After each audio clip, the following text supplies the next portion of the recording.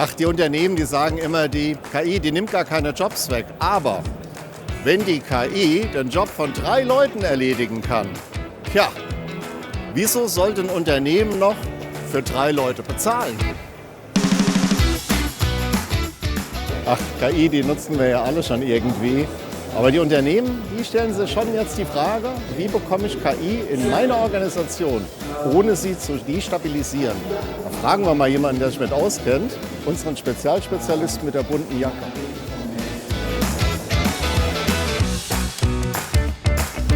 Eben noch auf der Bühne, ich habe euch versprochen, er kommt zu uns. Herbert, ich habe mal über dich gelesen, du bist der ITler, der besser ein Psychologe geworden wäre.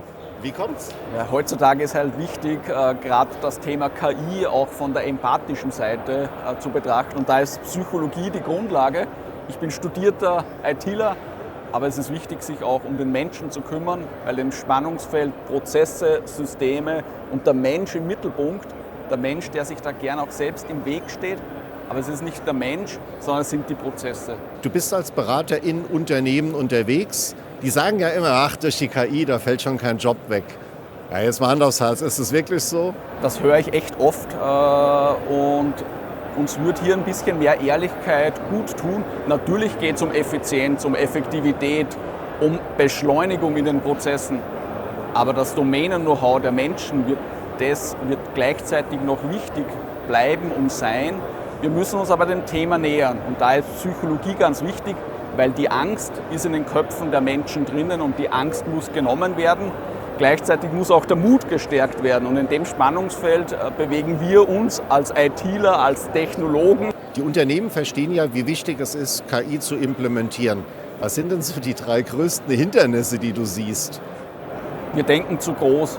Wir müssten in kleineren Einheiten denken, die kleineren Einheiten, die kleineren Use Cases auch wirklich erobern, divide, zerteilen und dementsprechend dann auch sukzessive Schritt für Schritt umsetzen und lernen.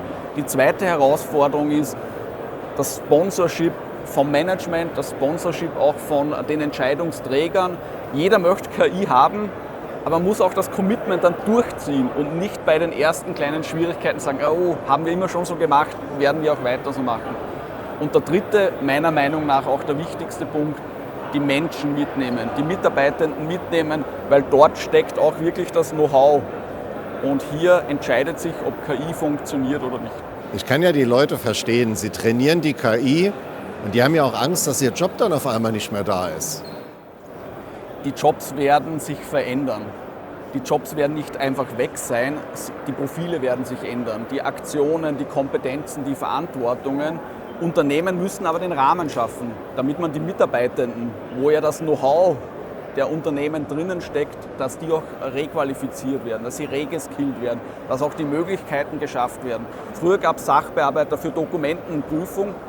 Heutzutage gibt es den Human-in-the-Loop-Trainer, der Agenten, der sich um Agenten oder KI-Systeme kümmert, dass die dementsprechend auch weiterentwickelt werden. Es wird nie stehen bleiben. KI ist nie fertig. Es geht darum, Wertschöpfung zu schaffen. Und darum muss man auch die Mitarbeiter ehrlich mitnehmen. Gewisse Jobs werden obsolet werden. Aber das war auch bei der letzten industriellen Revolution so und auch bei den vorherigen. Was passiert in den Unternehmen, wo es nicht gelingt, die Mitarbeitenden mitzunehmen? Das ist wahrscheinlich eine harte Frage, aber wenn die Wettbewerbsfähigkeit nicht mehr gegeben ist, werden nicht nur die Stühle leer sein, sondern es werden die Unternehmen abwandern und wir haben dann gar keine Wertschöpfung mehr hier in Deutschland oder in Europa. Was muss ich machen, um wieder auf den Stuhl zu kommen? Also was müssen die Unternehmen machen, damit es gelingt, am Ball zu bleiben? KI ist Statistik, Wahrscheinlichkeitsrechnung, Mathematik. Aber uns als Menschen machen die viel zitierten 4 Ks aus. Kreativität, Kollaboration, kritisches Denken. Aber das Wichtigste vor allem die Kommunikation. Das können uns KI-Systeme nicht abnehmen, aber das macht auch unseren Unique Selling Point aus. Damit können wir hoffentlich auch wieder in die Stühle.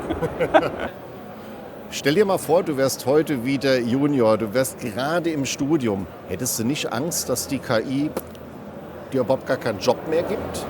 Wir sind ja nicht mehr die Jüngsten, darum schauen wir, dass wir wieder auf die Stühle kommen. Wir sehen es ja in Statistiken, die jungen Leute haben es einfach schwerer. Was muss denn sich ändern, damit wir auch wieder alle mitnehmen? Es ist wirklich ein gesellschaftspolitisches Problem, ich würde fast sagen Phänomen. Es ist so viel Arbeit da wie noch nie. Die Babyboomer gehen in Rente in den nächsten 2-3 Jahren und gleichzeitig sind keine Jobs für die Junioren da, die bestens ausgebildet sind, aber in Konkurrenz zu KI-Systemen stehen.